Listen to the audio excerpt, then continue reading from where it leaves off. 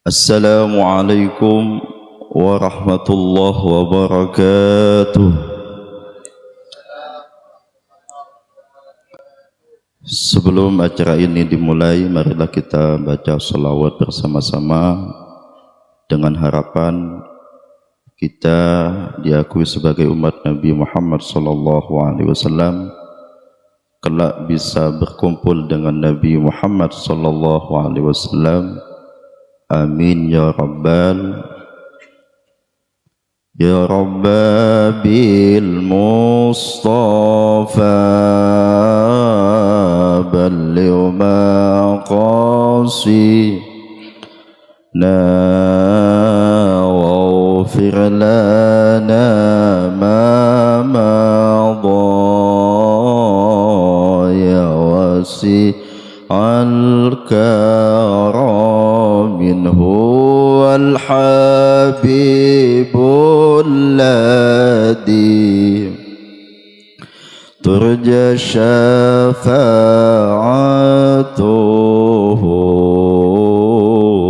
لكل هون بنا الأهوال مقتهم يا رب فبلغ مقاصدنا واغفر لنا ما مضى يا واسع الكرم آمين تذكري جيران بدي سلامي ما زدت دمعا جرى من مقلة بدمي يا رب مصطفى الله بلغ مقاصدنا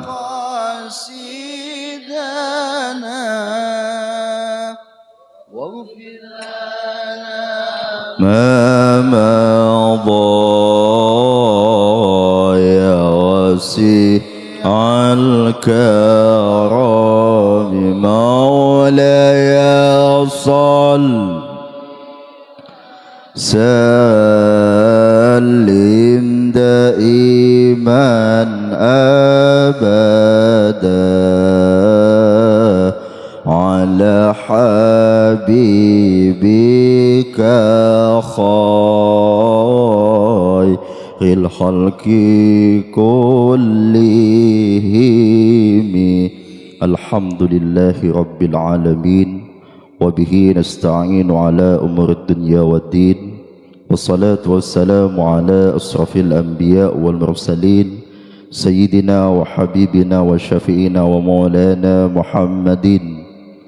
قالوا سبحانك لا علم لنا إلا ما علمتنا إنك أنت العليم الحكيم. رب اشرح لي صدري ويسر لي أمري واحلل عقدة من لساني يفقهوا قولي. أما بعد. Yang saya hormati dan kami ta'zimi beliau Kiai Haji Mas'udi Suyuti, beliau selaku pengasuh pondok pesantren Miftahul Huda As-Sa'idi Lantakan, pun juga yang kami hormati dan kami ta'zimi Al-Ustadz Mashkur, beliau selaku pemangku atau pimpinan daripada pondok pesantren Raudhatus Sahliyin. Mudah-mudahan oleh Allah Subhanahu wa taala dilancarkan rezekinya, dipanjangkan umurnya, dilancarkan segera urusannya. Amin ya rabbal. Alhamdulillah, puji syukur atas rahmat Allah Subhanahu wa taala, yang mana Allah telah melimpahkan rahmatnya kepada kita sehingga kita bisa bermuwajahah dalam keadaan sehat walafiat. Amin ya rabbal alamin. Salatullah wassalamu tetap dihaturkan kepada junjungan Nabi kita Nabi Muhammad sallallahu alaihi wasallam, yang mana beliau telah mengantarkan kita dari alam jahiliyah menuju alam ilmiah, yakni dengan adanya ad-dinul Islam wal iman. Amin ya rabbal. Mari kita berdoa kepada Allah Subhanahu wa taala, mudah-mudahan kita kelak di akhirat bisa berkumpul dengan Nabi Muhammad sallallahu alaihi wasallam dan bisa mendapatkan syafaat daripada beliau. Amin ya rabbal. Gimana kabarnya? Sehat semua ge? Alhamdulillah. Ibu-ibu kayaknya sudah ceria semua. Bapak-bapak juga ceria. Masya Allah. Saya kemarin itu sudah dapat 3 tahun nggak kesini. Masya Allah. Perkembangannya sangat meloncat, sangat bagus. Masya Allah. Santrinya sudah semakin banyak. Masya Allah. Mudah-mudahan santri di sini menjadi santri yang dibanggakan oleh agama dan dibanggakan oleh bangsa dan negara. Amin ya rabbal. Seperti biasa, sebelum saya mengisi, nanti ada pengumuman bahwa nanti ada pertanyaan. Ada pertanyaan. Di balik pertanyaan itu nanti kalau benar, yang menjawab kemudian benar, nanti akan dikasih hadiah. Dikasih hadiah, terutama bagian yang ini di depan ini, santri, yang santri ini, atau yang bapak-bapak atau ibu nanti harus dicatat, kalau bisa dicatat, sehingga nanti apa yang disampaikan itu sambian tidak terlewatkan. Paham ge? Hadirin wal hadirat yang dimuliakan Allah Subhanahu wa taala. Hal yang paling sulit bagi kita yaitu menjaga hati. Karena hati ini merupakan hal yang paling pengaruh bagi jasad kita. Hal yang paling pengaruh bagi jasad kita. Kalau hati ini rusak, maka jasad kita juga rusak. Seperti yang sudah dijelaskan oleh Nabi Muhammad sallallahu alaihi wasallam, yang diriwayatkan oleh Al-Imam Bukhairah radhiyallahu an, bahwa beliau mengatakan, ala inna fil jasadi mudghah idza salahat salahat jasadu kulluh wa idza fasada jasadu kulluh ala wahya al-qalbu. Ingatlah, sesungguhnya di dalam jasad itu terdapat mudghah. Apa itu mudghah? Yaitu segumpal darah. Apabila segumpal darah tersebut rusak, sebaliknya apabila segumpal darah itu baik, maka jasad itu akan menjadi baik. Sebaliknya, apabila jasad atau mudghah tersebut rusak, akan menjadi rusak juga. Artinya apa? Artinya kita harus menjaga hati yang ada di dalam jasad ini. Harus menjaga di dalam hati yang ada di jasad ini. Supaya apa? Supaya hati ini selalu dicerah. Hati ini yang selalu, bahasanya terak bahasa Madura. Ketika hati sudah cerah, maka hidup kita akan tenang. Hidup kita akan nyaman. Hidup kita akan tentram. Amin ya rabbal. Amin ya rabbal. Maka gitu, kita harus menjaga hati. Harus menjaga hati. Karena hati ini merupakan hal yang paling pengaruh bagi jasad kita. Dengan cara apa kita biar hati ini menjadi cerah? Hati yang baik itu hati yang selalu ingat terhadap Allah Subhanahu wa taala. Hati yang selalu ingat terhadap Allah Subhanahu wa taala. Dengan cara apa? Yang pertama yaitu berzikir terhadap Allah Subhanahu berzikir terhadap Allah Subhanahu wa ta'ala. Jadi yang pertama, biar hati kita menjadi cerah, maka yang pertama yaitu dengan berzikir terhadap Allah Subhanahu wa ta'ala. Kata Allah Subhanahu wa ta'ala, fadkuruni adkurukum, ingatlah kalian semua maka saya akan ingat terhadap kalian. Jadi ingat kepada Allah itu bukan cuma sekedar di angan-angan. Kok ingat? Saya ingat terhadap Allah, bukan cuma ini saja. Ingat terhadap Allah itu harus dengan zikir. La ilaha illallah, la ilaha illallah. Jadi harus dengan zikir kepada Allah Subhanahu wa ta'ala. Jadi zikir kepada Allah Subhanahu wa ta'ala itu bukan cuma la ilaha illallah, la ilaha illallah. Mulutnya bilang la ilaha illallah, orangnya tidak fokus. Jadi ketika kita baca zikir kepada Allah Subhanahu wa ta'ala itu harus fokus. Harus fokus. La ilaha illallah, la ilaha illallah. Kemudian diangan-angan maknanya diangan-angan. Apa maknanya? Tiada Tuhan selain Allah, tiada Tuhan selain Allah. Maka orang itu ketika sudah mantap di dalam hatinya mengucapkan la ilaha illallah, maka dengan sendirinya air mata itu menjadi turun, keluar sendiri. Makanya tidak heran ketika para ulama itu menangis ketika pertengahan malam, la ilaha illallah Muhammadur Rasulullah sallallahu alaihi wasallam. Tidak heran karena beliau sangat khusyuk untuk kepada Allah Subhanahu wa ta'ala, semata-mata ingin ridha dari Allah Subhanahu wa ta'ala. Jadi kalau sambian ingin mendapatkan ridha dari Allah Subhanahu yang kafah, yang secara sempurna, maka di pertengahan malam sambian bangun benih pah tedung basah. Coba dikit nanti kalau bangun cuma ke kamar mandi saja.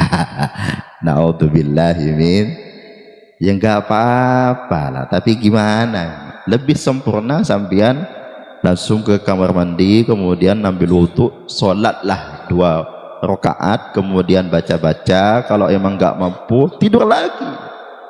Kalau sumpamanya tidak mampu dari baca-baca sekedar, maka tidur lagi enggak apa-apa. Yang penting sambian sudah sholat di setengah malam, munajat terhadap Allah Subhanahu wa ta'ala. Mudah-mudahan apa yang kita diharapkan, mudah-mudahan oleh Allah Subhanahu wa ta'ala dikabulkan. Amin ya rabbal alamin ya rabbal. Yang nomor 2, hal yang bisa mencerahkan terhadap hati kita yaitu dengan cara membaca salawat terhadap Nabi Muhammad sallallahu alaihi wasallam. Allahumma salli ala Muhammad, Allahumma salli ala Muhammad, Allahumma salli ala Muhammad. Perbanyak baca salawat. Gak usah minta amalan kemana-mana kalau tidak membaca salat. Kadang orang itu lebih mengedepankan amalan kepada orang lain. Kiai, saya minta amal-amalan Kiai, cuman amalan-amalan saja, tapi sholawatnya tidak dibaca. Percuma kalau orang itu ingin tentram hatinya ingin bahagia, maka orang tersebut harus perbanyak baca salawat. Berapa jumlahnya Kiai? Ya setidaknya 5.000 lah. Kuat 5.000. Opu mun 5.000 tak kuat ke? Ya kalau sumpamanya enggak kuat, ya turunin 1.000. Kalau sumpamanya 1.000 tak kuat, terlalu banyak Kiai, 1.000 Kiai. diturunin lagi lah 100. 100. Kalau sumpah, aduh, kalau 100 terlalu banyak Kiai. Masih ada tawar menawar. Allah. Kalau sumpamanya tidak kuat sama sekali, ya tim 50. 50. Kalau 50 tidak kuat sumpamanya, aduh Kiai, saya terlalu banyak pekerjaan Kiai di sawah. Saya terlalu banyak Kiai, saya sibuk Kiai. Saya sibuk untuk mengurusi keluarga. Ya enggak apa-apa, sumpamanya sampean tidak kuat, diturunin lagi lah menjadi 10. Ya mun 10 tak kuat ya lah mati. Naudzubillahi min. Kalau kepada Nabi Muhammad sallallahu alaihi wasallam saja sampean sudah pelit, apalagi terhadap orang lain. Naudzubillahi min. Jadi perbanyak baca selawat, terutama bagi yang santri ini. Alhamdulillah, oleh Ustaz Mashkur, beliau sudah mendidik, sudah selalu membaca selawat setiap hari, Masya Allah. Jadi alhamdulillah, alhamdulillah. Mudah-mudahan dengan barakahnya baca selawat, para santri ini dan semuanya itu mendapatkan ilmu yang manfaat barakah. Amin ya Rabbal. Karena di antara orang yang faidah, di antara orang yang banyak baca selawat, yaitu di antaranya bisa mencerdaskan terhadap pikiran, bisa mencerdaskan terhadap pikiran. Jadi perbanyak baca selawat, berbanyak baca salat. Kalau sumpamanya terlalu panjang, Allahumma sholli ala Muhammad, cukup. Allahumma sholli ala Muhammad, Allahumma sholli ala Muhammad. Lebih gampang kalau sekarang itu berzikir atau baca selawat menggunakan itu yang digital itu. Pakai yang digital itu. Itu kalau enggak kerasa, biasanya kalau becet enggak kerasa sudah dapat 1000, 2000, 3000. Alhamdulillah. Ada orang tua saya mengikuti kegiatan baca selawat itu, 1 minggunya menyetor 7.000 yang diketuai oleh beliau almarhum Nyai Hosna Alan Bulat. Setiap minggunya itu disetor 7.000. Alhamdulillah, mudah-mudahan kalian bisa mengikutinya, mudah-mudahan sampean semua bisa mengamalkannya. Amin ya Rabbal. Yang nomor 3, hal yang bisa mencerahkan terhadap hati kita, yaitu dengan perbanyak baca Al-Quran. Coba saya tanya, kalau sekarang lebih banyak megang HP apa lebih banyak megang Al-Quran?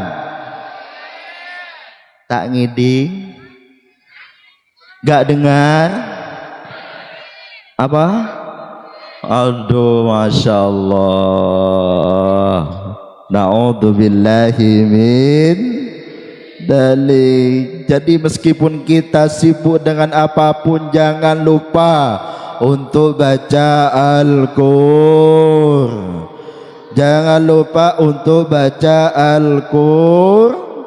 Minimal kita untuk membaca Al-Quran itu membaca surah-surah yang ada itu, membaca surah Yasin, membaca surah Waqiah, surah Tabarak, dan surah-surah yang lain. Kalau bisa setiap hari sambian menghatamkan, atau setiap hari.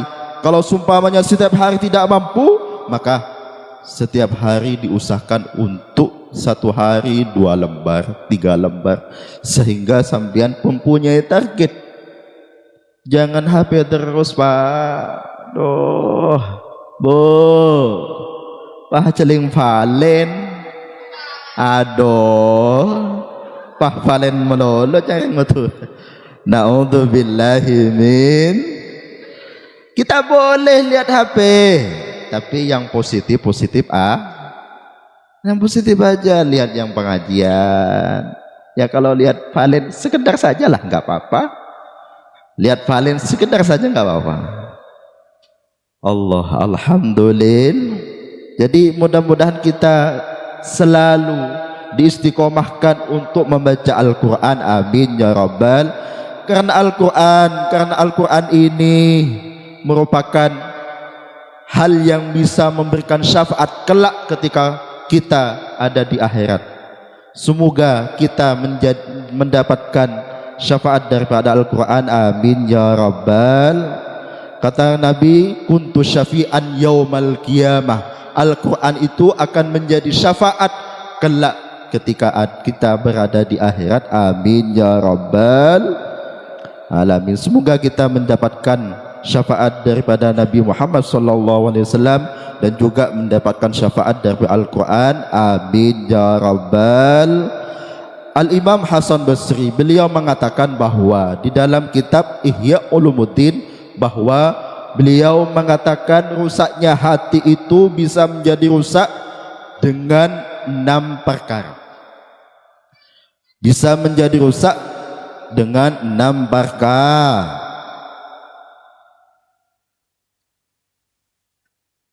Yang pertama yaitu orang tersebut melakukan dosa terus menerus, akan tetapi menunda-nunda terhadap bertaubat Allah Subhanahu, menunda-nunda bertobat kepada Allah Subhanahu wa ta'ala. Sebesar apapun dosa kita, karena di dalam jiwa manusia tersebut diiringi dengan nafsu. Semua manusia itu ada nafsunya masing-masing. Ketika nafsu ada di dalam hati, ada di dalam jiwa kita, nafsu itu akan mengiringi terhadap kesalahan,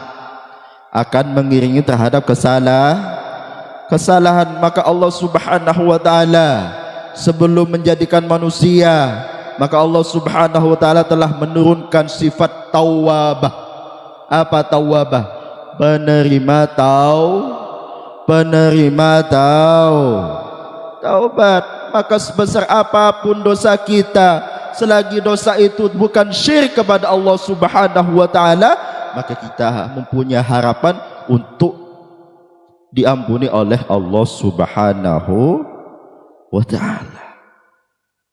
Jadi sebesar apapun dosa kita, jangan pernah minder. Kata Allah Subhanahu wa ta'ala, innallaha la yaghfiru ayyushraka bih wa yaghfiru ma duna liman yasha. Allah Subhanahu wa ta'ala tidak mengampuni terhadap orang yang musyrik.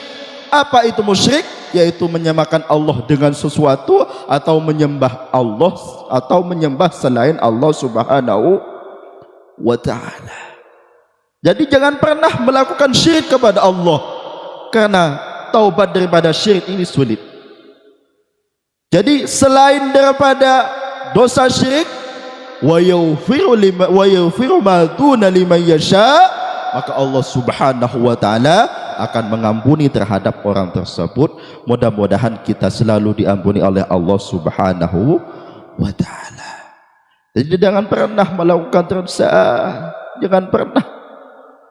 Seperti apa yang sudah diceritakan oleh para ulama, bahwa ada satu orang yang pernah mematikan atau membunuh 99 orang.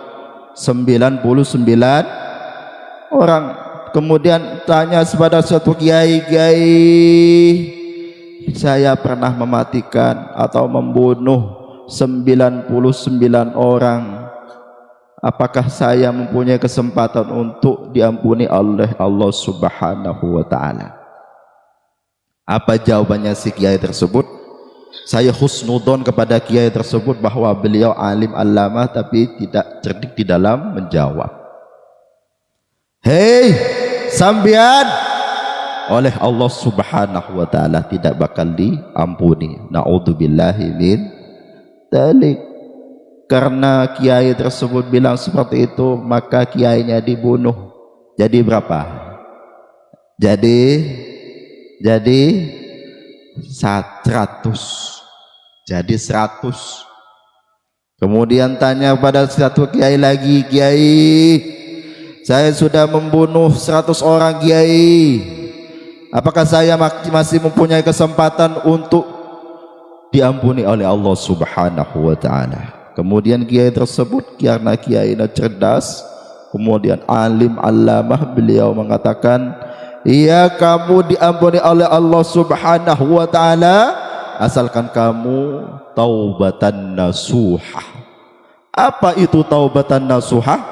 Taubat yang murni semata-mata mengharap ridho dari Allah Subhanahu wa ta'ala. Al-Imam Ibnu Abbas beliau mengatakan, dijelaskan di dalam kitab Nasaihul Ibad, bahwa beliau mengatakan syarat daripada taubatan nasuhah, beliau mengatakan an-nadmu bil qalbi, an-nadmu bil qalbi.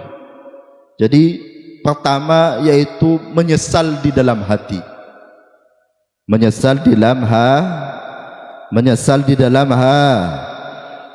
Ya Allah, saya menyesal ya Allah terhadap perkara yang sudah dilakukan ya Allah. Saya mohon ampun terhadap ajudan ya Allah. Saya mohon ampun ya Allah. Jadi yang pertama yaitu an-nadmu bil qulub, menyesal di dalam hati. Jadi penyesalan itu, taubatan nasuha itu syarat utamanya yang pertama yaitu an-nadmu bil qulub, kastah di dalam hati, atau menyesali di dalam hati. Harus menyesal di dalam hati, itu harus menyesal. Ya Allah, saya menyesal ya Allah terhadap apa yang dilakukan oleh saya ya Allah. Jadi harus menyesal. Kalau tidak menyesal maka sia-sia tobatnya. Tobatnya sia-sia. Jadi yang pertama, syarat utama yaitu an-nadmu bil qulub, yaitu menyesal di dalam hati. Yang nomor dua yaitu al-istighfar bil lisan, membaca istighfar dengan lisan. Astaghfirullahaladzim, astaghfirullahaladzim. Kalau sumpahnya kurang panjang, astaghfirullahaladzim alladzi la ilaha illa huwal hayyul qayyum wa atubu ilaih. Astaghfirullahaladzim alladzi la ilaha illa huwal hayyul qayyum wa atubu ilaih. Terlalu panjang kiai, ya ngalak sepandek lah. Ambil yang pendek. Astagfirullahaladzim, astagfirullahaladzim, astagfirullahaladzim. Itu cukup. Sepenting sampian membaca istighfar. Astagfirullahaladzim, astagfirullahaladzim. Jadi baca istighfar. Yaitu yang nomor dua. Yang nomor tiga yaitu wal ikla'u bil badan, berhenti dengan badannya. Wal ikla'u bil badan, berhenti dengan badannya. Bukan cuma lisannya saja yang berhenti, tapi badannya harus berhenti. Lisannya berhenti untuk ngomongin orang lain, lisannya berhenti untuk bicara-bicara terhadap orang lain, menjelek-jelekan terhadap orang lain, tapi masih jalan untuk menuju ke maksiat, masih intak ke sabung bahasa Maduranya, masih ke ini, masih ke itu, masih ke berjalan menuju hal-hal yang dilarang oleh Allah Subhanahu wa ta'ala. Na'udzubillahi min dzalik. Jadi ketika orang itu bertaubat nasuhah, maka wal ikla'u bil badan, maka harus berhenti dengan badannya. Lisan berhenti, badan juga berhenti. Amin ya rabbal. Yang nomor 4 yaitu wal itmaru ala alla ya'udah ma nahallahu anhu, yaitu bertekad untuk tidak mengulangi terhadap apa yang dilarang oleh Allah Subhanahu wa ta'ala. Jadi berhenti terhadap apa yang dilarang oleh Allah, bertekad di dalam dirinya, saya tidak akan mengulangi lagi ya Allah, saya menyesal ya Allah. Jadi kalau orang itu bertaubat bukan cuma ketika di dalam kamera saja, ketika di kamera apa nangis, aduh ya Allah. Ada sampean? Oh, nggak ada kalau di sini. Masya Allah. Mudah-mudahan tidak ada. Jadi kalau emang orang tersebut ingin bertaubatan nasuha, maka orang itu harus dipersepit, akhlwat, tersendirian. Kalau bisa di pertengahan malam sambian memohon terhadap Allah, memohon kepada ya Allah, saya menyesal ya Allah terhadap apa yang dilakukan ya Allah, terhadap apa yang dilarang oleh jenengan ya Allah. Jadi menyesal di dalam. Itu yang pertama. Hal yang bisa merusak terhadap hati yaitu orang yang melakukan maksiat kemudian menunda-nunda terhadap bertaubat kepada Allah Subhanahu wa ta'ala. Yang nomor dua yaitu orang yang mempunyai ilmu tapi tidak diamalkan. Orang yang mempunyai ilmu tapi tidak diamalkan, tahu bahwa hukum daripada mencuri itu hukumnya haram, maka tetap dilakukan. Na'udzubillahi min dzalik. Maka ketika orang tersebut tetap melakukan bahwa hukum daripada apa yang dikerjakan itu merupakan hal yang dilarang oleh Allah Subhanahu wa ta'ala, maka hatinya akan menjadi tidak cerah, yakni hatinya akan menjadi gelap. Kalau hati sudah gelap, maka orang tersebut sulit untuk mendapatkan nasihat dari para ulama, nasihat dari guru kita. Na'udzubillahi min, sulit untuk menerima kebenaran dari Allah Subhanahu wa ta'ala. Maka kita harus tata hati kita, harus ditata hati kita agar hati kita ini tidak amburadul, tidak ambar, tidak kemana-mana. Hati kita selalu kepada Allah Subhanahu wa ta'ala. Itu yang nomor dua. Yang nomor tiga yaitu ketika orang tersebut melakukan apapun tapi tidak didasarkan keikhlas. Jadi segala sesuatu yang sampean lakukan harus didasarkan dengan keikhlas. Seperti ibu-ibu yang katanya Ustadz tadi yang berada di gardan terdepan. Ketika sampean menyumbang nasi ini harus didasari dengan keikhlas. Biar apa? Biar pahalanya sempurna, Bu. Biar pahalanya sempurna.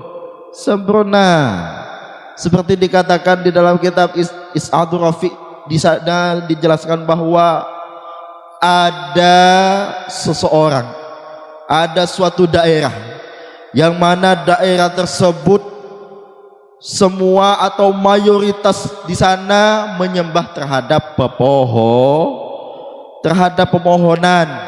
Kemudian ada suatu kiai, kemudian kiai tersebut sangat marah di sana. Kemudian kiai tersebut bicara, saya sekarang harus mematikan terhadap pepohonan itu, karena pepohonan itu termasuk dilaknat oleh Allah Subhanahu wa ta'ala. Jadi si kiai tersebut mengambil pedangnya, kemudian mengambil kudanya lalu berangkat. Kemudian setelah di pertengahan perjalanan, kiai tersebut bertemu sama setan yang menyerupai manusia. Menyerupai manusia. Kiai, sambian mau kemana? Saya harus mematikan terhadap pepohonan itu, karena pepohonan itu disembah oleh para orang-orang sekitarnya. Itu termasuk laknatullah, dilaknat oleh Allah Subhanahu wa ta'ala. Kemudian antara kiai dengan setan tersebut terjadilah kecekcokan. Kemudian setelah terjadi kecekcokan antara kiai dengan setan tersebut, sampai terjadilah peperangan. Kemudian ronde pertama kiai menang. Ronde kedua kiai menang lagi. Ronde ketiga kiai menang lagi. Kemudian sama kiai tersebut sama setan tersebut, bentar kiai, sambian kalau pulang nanti, sambian kalau tidak jadi untuk mematikan terhadap pepohonan tersebut, saya akan kasih uang, saya akan kasih emas 5 dirham setiap hari kiai. Biasanya kalau orang itu yang disenangi apa? Dunia, apalagi ibu-ibu emas, emas, apalagi yang emas yang hidup ini, aduh disukai sama ibu-ibu. Jadi kiai tersebut, kalau gitu saya pulang saja. Jadi ketika sudah pulang, si kiai tersebut sudah melihat di bawah sejadahnya ternyata sudah ada emas 5 dir. Kata kiai, aduh kalau gini saya tidak usah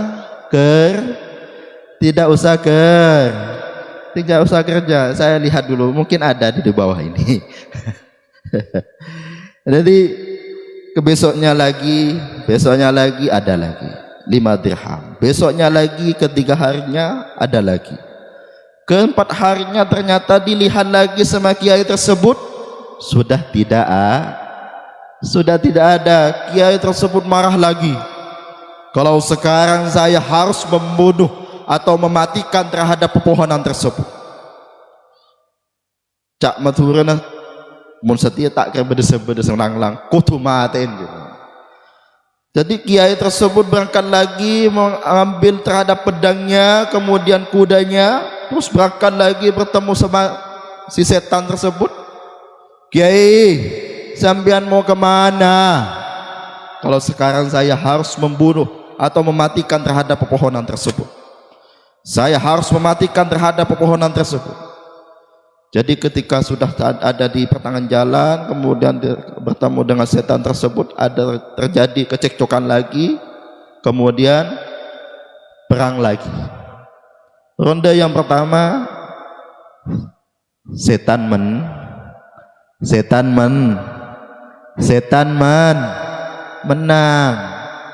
Ronde yang kedua setan menang lagi.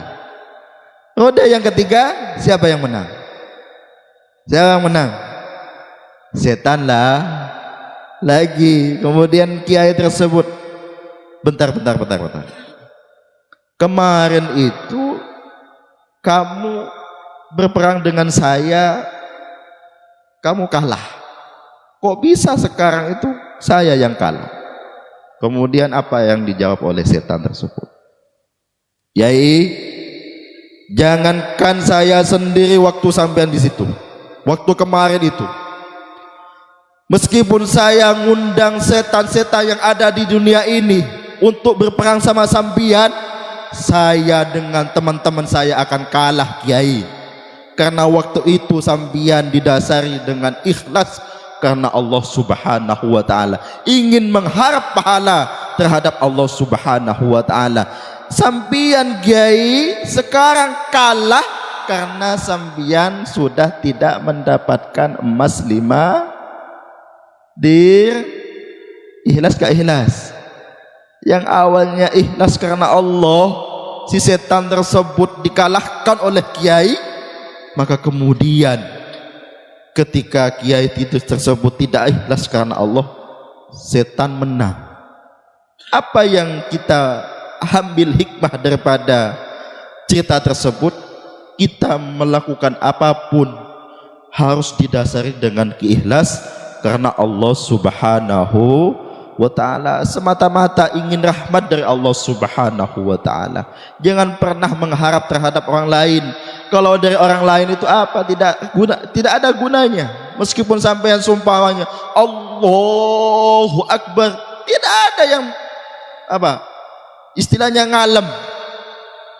Jadi harus semata-mata karena Allah Subhanahu, ikhlas karena Allah Subhanahu wa ta'ala. Biar apa? Biar pahalanya sempurna, biar pahalanya semata-mata dari Allah Subhanahu wa ta'ala itu sempurna. Amin ya rabbal. Yang nomor 4 yaitu makan terhadap rezekinya Allah tapi tidak didasari kelaban asyakor. tidak didasari dengan bersyukur. Kadang orang tersebut saking kayanya kadang tidak bersyukur terhadap Allah Subhanahu wa ta'ala. Jadi ketika kita sudah makan atau mendapatkan rezeki dari Allah Subhanahu wa ta'ala, maka kita harus mensyukurinya. Sedikit apapun rezeki yang dikasih oleh Allah Subhanahu wa ta'ala, maka kita harus bersyukur terhadap Allah Subhanahu wa ta'ala. Rezeki itu Pak, rezeki itu Bu, bukan cuma harta saja. Sehat ini merupakan rezeki dari Allah Subhanahu wa ta'ala. Jadi kita harus bersyukur terhadap Allah Subhanahu wa ta'ala. Alhamdulillah, oleh Allah Subhanahu wa ta'ala saya masih diberi kesehatan. Alhamdulillah, oleh Allah Subhanahu wa ta'ala saya masih diberi rezeki oleh Allah berupa uang meskipun sedikit. Alhamdulillah. Jadi harus bersyukur terhadap Allah Subhanahu wa ta'ala Pak. Harus bersyukur terhadap Allah Subhanahu wa ta'ala Bu. Harus bersyukur. Kata Allah Subhanahu wa ta'ala, la in syakartum la azidannakum wa la in kafartum inna adzabi lasyadid. Ketika kalian bersyukur terhadap Allah Subhanahu wa ta'ala dengan apa yang dikasih oleh Allah, maka bi Allah Subhanahu wa ta'ala akan ditambah.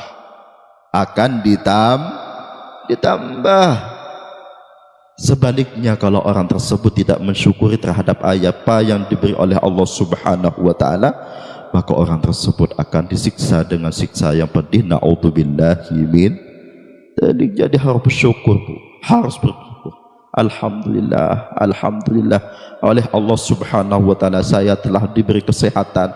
Alhamdulillah, semua keluarga telah diberi kesehatan. Alhamdulillah, oleh Allah Subhanahu wa ta'ala seluruh anak-anak saya diberi kesehatan. Alhamdulillah, seluruh anak saya diberi rezeki oleh Allah dengan berupa uang. Alhamdulillah.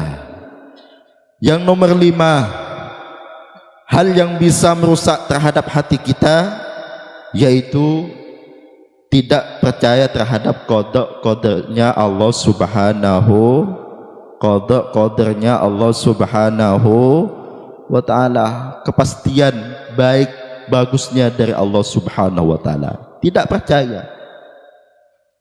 Yang nomor 6,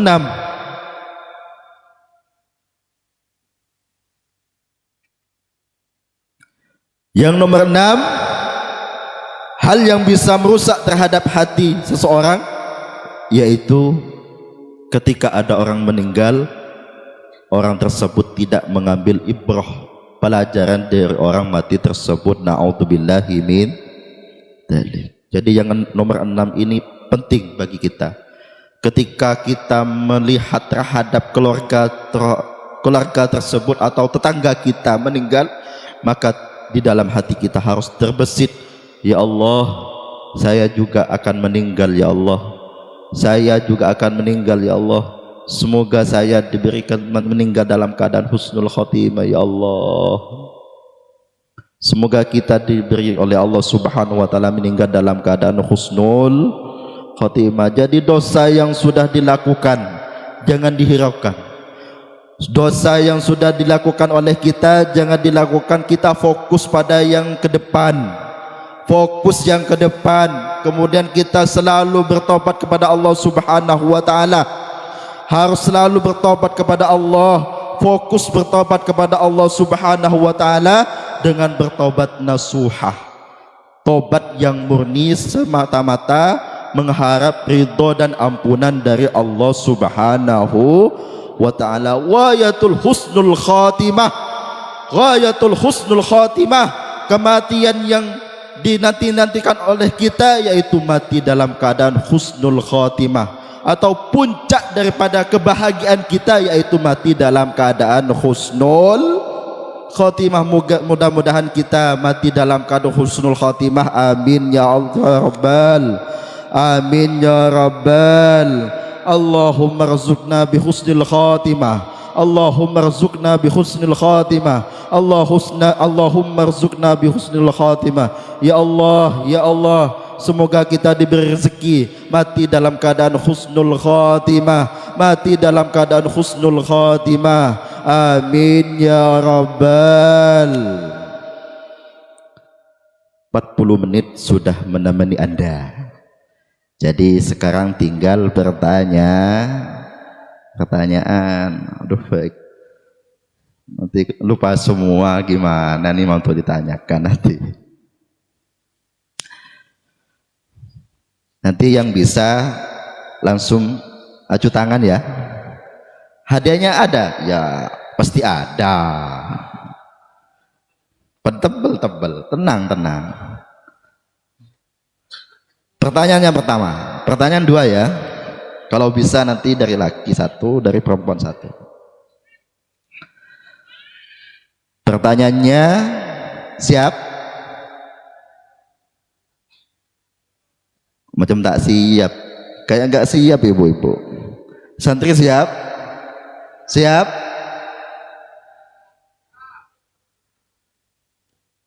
Coba sebutkan 3 saja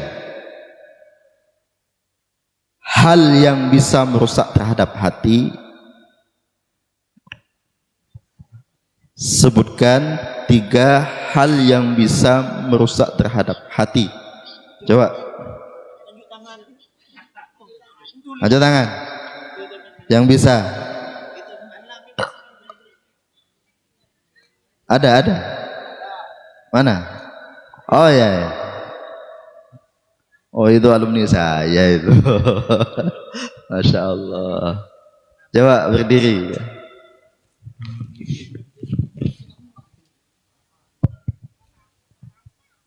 Coba namanya dulu. Apa sudah bersedia apa tidak? Nanti kalau belum bersedia nanti tak carikan. Maksudnya mau minta ke ibu-ibu. Ayo. Terima kasih kepada Kiai Haji Muzaki telah memberi kesempatan kepada saya. Perkenalkan, nama saya Mahrus, saya asli Madura. Kebetulan saya juga alumni beliau. Oh bodoran. Ndak bodoran. Yang merusak terhadap hati, insya Allah kalau tidak salah saya ambil sebagian. Beliau tadi meminta 3. Yang kedua, mempunyai ilmu tapi tidak diamalkan. Terus yang ketiga, tidak didasarkan dengan keikhlasan. Terus yang keempat, menerima rezeki dari Allah tapi tidak bersyukur. Sudah cukup 3 ya. Oke. Terima kasih. Coba ke depan. Saya kasih sesuatu. Coba ke depan. Saya kasih uang ini, semoga uang ini menjadi penarik terhadap uang-uang yang lain, menjadi rezeki yang bisa digunakan untuk sewajarnya dan bisa menarik terhadap uang-uang yang lain. Amin ya rabbal. Oh, hadiah pertama dari Bapak DPR. Siapa namanya Pak? Kamri. Masya Allah. Mudah-mudahan beliau rezekinya dilancarkan. Amin ya rabbal alamin. Ini dari Bapak Damri. Pertanyaannya nomor 2. Siap? Ibu-ibu siap? Macam tadi siap ibu-ibu. Makin tak semangat. Wah lecak.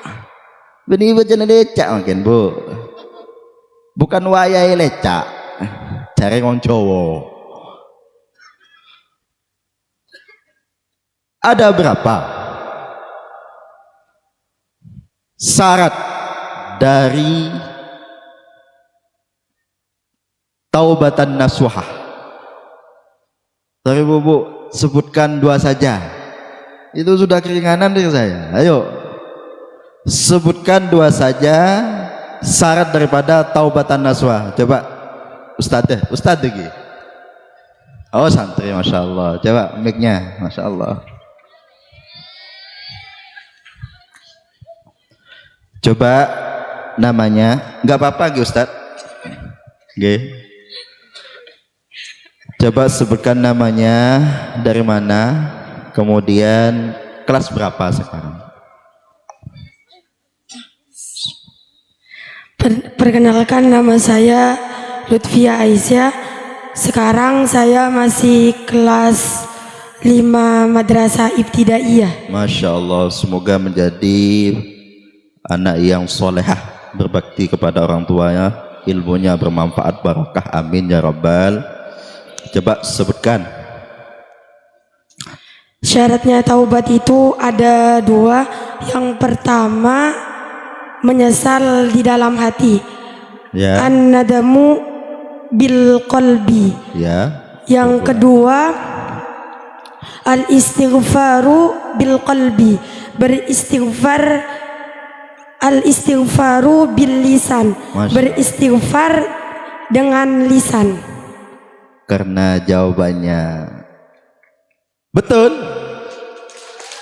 Karena saya yang minta 2 tadi ya.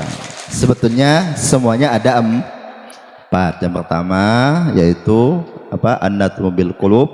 Yang nomor 2 al-istighfaru bil lisan. Yang nomor 3 yaitu apa? Al-iqla'u bil badan. Al-iqla'u bil badan. Yang nomor 4 yaitu wal itmaru ala alla ma nahallahu anhu. Betul. Semoga rezeki yang saya berikan ini, mungkin ada lagi dari Ustaz. Lah ampun katanya. Ini ke depan. Ini kasihkan Ustaz. Saya kasihkan air, semoga air ini menjadi air yang bisa menarik antum menjadi anak yang solehah, berbakti terhadap orang tuanya, kemudian menjadi anak yang selalu dibanggakan oleh gurunya, amin ya rabbal, dan mendapatkan suami yang solehah juga, amin ya rabbal. Ala hadhihi al-fatihah. A'udzubillahi minasyaitonir rajim. Bismillahirrahmanirrahim. Alhamdulillahi rabbil alamin arrahmanir rahim maliki yaumiddin iyyaka na'budu wa iyyaka nasta'in ihdinas siratal mustaqim siratal ladzina an'amta 'alaihim ghairil maghdubi 'alaihim waladdallin.